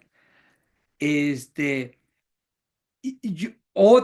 otra persona tomó el tour solo, esa vez solo se lo dimos a una persona porque no llegó nadie, entonces vamos mi hija Anita y yo solitos y se lo dimos y a esta persona le encantó el tour y entonces me dijo, voy a volver con mi familia en diciembre. Yo le dije, ándale, avísame y yo te consigo una misa. A mí se me hizo fácil que las misas se podían conseguir porque yo había estado en una. Y entonces... eh, me habla en septiembre, me dice voy en la última semana de diciembre, yo voy en octubre a la basílica y pido una misa y me dicen del próximo año. Y yo le digo, no, no, no, de este diciembre, de este, no, dice, señor, estamos en octubre, apenas estamos, o sea, estamos abriendo las fechas del siguiente año. En octubre se abre lo de, porque este año, por supuesto que ya se acabó hace más de un año, no hay nada para este año. Entonces yo le dije, no, no, no, no, no, espérese que viene de Colombia. Y entonces me dice, no lo puedo creer, pero el 26 de diciembre está libre a las 5 de la tarde en la Basílica Antigua. Le dije, no, pues démelo, ya, démelo, no, ni le dudo, porque no puedo quedarle mal a esta persona, viene desde Colombia, venían 10 colombianos, entonces les di el tour a esos 10 colombianos y fuimos a esa misa a las 5 de la tarde a la antigua basílica. Y fue la primera peregrinación que hacemos de estos tours, ¿no? Y yo al principio estaba un poco sacado de onda de la fecha, porque la fecha es San Esteban, ¿no? Sí, claro que es mártir, es muy bonita, un día después de Navidad. Y yo decía, pero pues no tiene nada que ver mucho con la Virgen, porque San Juan es al día siguiente, el 27. Entonces a mí me gustaba decir, hubiera sido el 27, hubiera quedado fabuloso, todo cuadra, Juan, San Juan, todos somos Juanes, pero no fue el 26. Y yo estaba así un poco desanimado. Volví a leer los libros. 26 de diciembre es el día en que la Virgen es trasladada de la Ciudad de México a la ermita. Es ese día, 26 de diciembre, es una fecha que hay que recuperar. Es el día que seguramente se consagró la ermita. Por lo tanto, es una fecha importantísima. Y entonces, cuando ya, vamos a decir, apartas o reservas una misa, tienes derecho a volverla a reservar porque es como si eras una peregrinación. Entonces yo volví a reservarla el siguiente año, que fue el año pasado, y ya Marco y Maru y varios de mis amigos van, ¿no? Este último año no fueron colombianos, pero están en la intención, yo pido por todos y trato de recordar esto. Fuimos como 50 personas. Fuimos este año, el primer año fuimos como 40, el segundo fuimos como 50. Este año espero que vayan todos ustedes si quieren.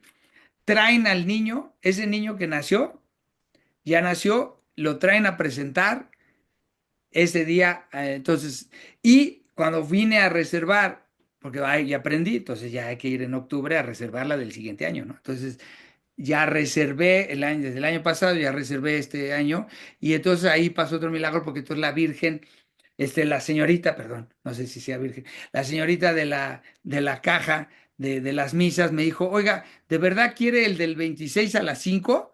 Le digo, no, pues sí, esa es la mía. Me dice, porque está libre el 26 a las 2 en el altar mayor.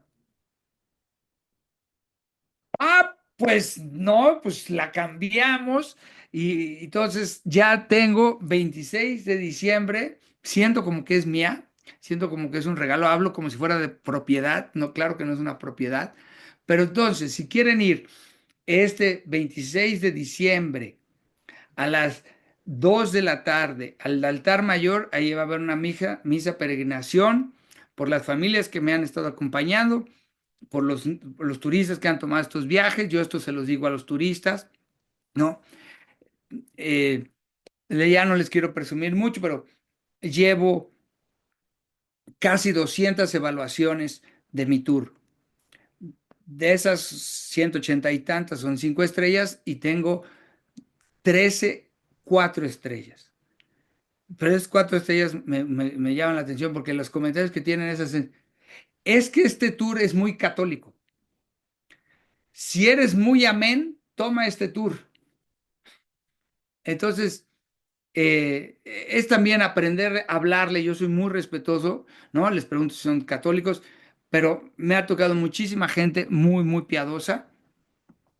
Soy muy respetuoso, ¿no? Ahorita hay una persona, además algunos reservan con muchísima atención. Yo tengo ahorita gente que ya tengo una reserva para marzo del próximo año, porque mi calendario está abierto ¿no?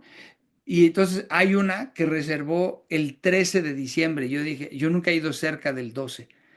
Entonces, este es el primer año que voy a ir el 13 de diciembre. Y le escribí, oye, pues gracias por reservarlo con muchísima anticipación, pero pues toma en cuenta que esa fecha es muy complicada. Confírmame si vas a venir para tomar en cuenta todo, ¿no? Los detalles y la logística. Y me contesta, Alfredo, es la parte de nuestro viaje a México más importante, ¿no? Yo o sea, por eso les digo que la Virgen me ha cambiado, porque yo esto lo hacía académicamente. Pero en estos 3 años, en estos 100 tours, en estos 1000 personas, yo me he topado con gente mucho más enamorada de la Virgen que yo. Yo he aprendido a amar a la Virgen a través de ellos. O sea, ha habido gente que me ha contado sus historias, que me ha contado sus milagros, eh, pero gente que me ha dicho, vengo llegando del aeropuerto. Lo primero que hice es venir a la Virgen. Yo digo, si yo hubiera viajado, yo fuera un turista y yo no haría eso, ¿no? Hay gente que ha venido a México y solo ha visitado la Basílica de Guadalupe. Entonces, yo ahí es donde he aprendido a amar a la Virgen, de un amor, y la Virgen me ha cambiado mi forma de ser en algún sentido ha salvado mi matrimonio, en algún sentido me ha hecho mejor papá. Y entonces, volviendo a escuchar los videos del padre Chávez, que decía algo así como, la tilma, la tilma es un, la tilma de un indio igual es un tejido defectuoso, porque el isótol, aunque es un cactus suave, que se puede hacer hilo, se puede hacer tela, no es tan suave como el algodón, pero es suavecito, ¿no? Pero es un hilo que no pueden ser hilos muy largos, por lo tanto la tela está hecha con nudos. Además, no puede hacerse del ancho de 1 metro, entonces tiene que ser de 2 piezas. O sea, tienes que hacer 2 piezas de medio metro y luego unirlas y ya eso es tu rebozote, tu tilma, ¿no? Que te representa como persona. Ya, nada más voy a acabar. Es una tela muy defectuosa, mm, con muchos nudos y defectos. No hay manera que una tela tilma de isótol sea bonita, pero la Virgen acomoda las rosas y dibuja, pero la tilma te representa a ti como persona, es tu vida. La Virgen encuentra cómo hacer ese dibujo imposible en tu vida si la dejas que acomode las flores, las rosas, al punto que hay cosas del dibujo que ni siquiera son los labios de la Virgen, la comisura que une el labio superior del labio inferior en la imagen de la Virgen, que es una rayita negra, no es raya, no es pintura, es la sombra de un nudo. En la parte más defectuosa de la tilma, la Virgen puso su boquita como dando un beso y ahí quedó el besito y entonces tú ves los labios de la Virgen cuando en realidad es un nudote que tiene la tilma. Eso hace la Virgen con tu vida. Entonces, ahora en este viaje a San José, un señor me preguntó, oiga, tengo mi imagen de la Virgen de Guadalupe, pero ¿en qué la enmarco? Y yo en lugar de decirle, pues vete a Home Depot y compra un marco y ya, tan tan, le dije, a lo mejor la pregunta es, tu vida es el marco, ¿no? Un poco lo que decía Brenda a mí me llenó muchísimo, ¿no? Esto va más allá, ¿no? Ser guadalupano es cargar a la Virgen. Nosotros somos ese marco. Nuestra vida es ese marco. Que ese marco sea de plata, de oro, embellécelo con tu vida. Tu vida es el marco con el que llevas, cargas a la Virgen de Guadalupe, a Juan Diego, a la Virgen y a Jesús dentro de la Virgen de Guadalupe. Y ya me callo porque no les conté el milagro de Juan Diego y no les conté lo de San Miguel Solocolco, pero bueno, ya otro día. Tardé 4 días hablando de la Virgen, en 7 días, 7 conferencias en Estados Unidos que aquí lo quiero dar en una hora, pues no. Ya acabé, Muchas Marco. gracias, Alfredo. De verdad es que ha sido de las conferencias más largas que hemos dado en ELCA, que no pudimos parar porque estaba muy interesante. No sé qué opinen los demás, pero yo decía, no, no, ahorita. Pues ya desgraciadamente no podemos hacer preguntas, pero tal vez sí te podamos invitar nuevamente más adelante. Recordemos que estamos en ruta a los 500 años de la Virgen, así que vamos a estar haciendo muchas actividades. Pues yo creo que con Alfredo podemos hacer más, todavía más cosas. Hay que seguirlo en redes, hay que ver sus conferencias y todo eso, se las vamos a compartir. Ya les puse ahí el link de lo que nos decía el Conde Mariano del Padre Chávez. Muchas gracias, Alfredo. También te El- mandamos la mejor tu formación, reconocimiento. la mejor formación, sigan el canal del padre del Instituto Guadalupano en YouTube. Esa es la mejor formación que hay. Ujú. Eh, Y si eh, alguien quiere, también le hacemos extensiva la invitación a la parroquia del Padre Che, que Monseñor Chávez irá a impartir una conferencia este lunes, me parece. Bueno, este que lunes, vean en redes. Este lunes irá allá a la parroquia de San Antonio. No está, Dios sabe la hora que es a las 7 si no me A las equivoco. 7. Sí, a las 7. Gracias, Marco. Y bueno, pues sigamos formándonos. Ya vieron que a Alfredo llegó la Virgen y en el anuncio fue evangelizándolo y nosotros pues también tenemos que ser como Juan Diego. Todos nos llamamos Juan y hay que llevar a la Virgen a todos los demás, ¿no? Muchas gracias, Alfredo. Muchas gracias a todos ustedes. Eh, la próxima, dentro de 15 días, nos vemos para nuestra penúltima sesión, que va a ser La vida es esperanza. No se la pierdan, ayúdenos a compartir. Y manden bien su nombre para que podamos, si alcanzan su certificado de la Escuela de Líderes.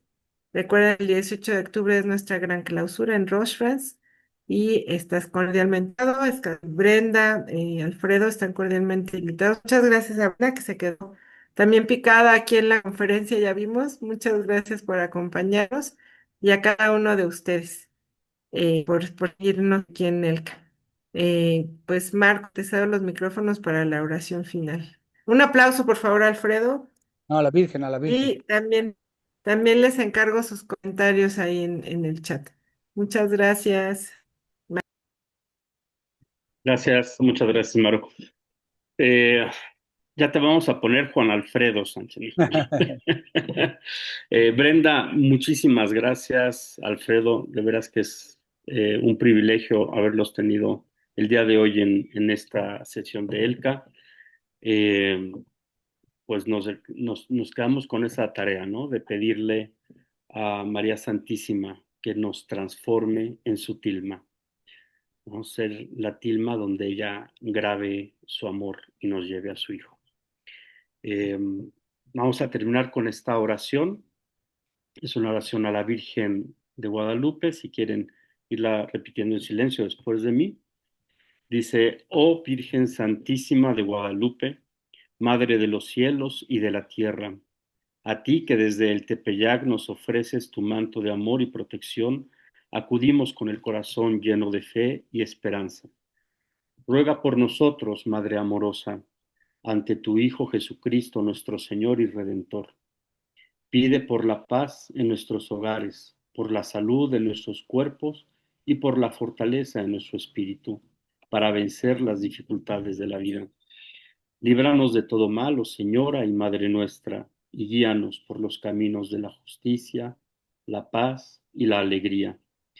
Concédenos la gracia de amarnos unos a otros y de llevar el mensaje de tu Hijo al mundo entero. Confiamos en tu infinita misericordia y en tu poderoso auxilio. Amén. Gloria al Padre, al Hijo y al Espíritu Santo, como era en el principio, ahora y siempre, por los siglos de los siglos. Amén. En nombre del Padre, del Hijo, del Espíritu Santo. Y recuerden, somos En la en hora la de hora de Dios. Dios.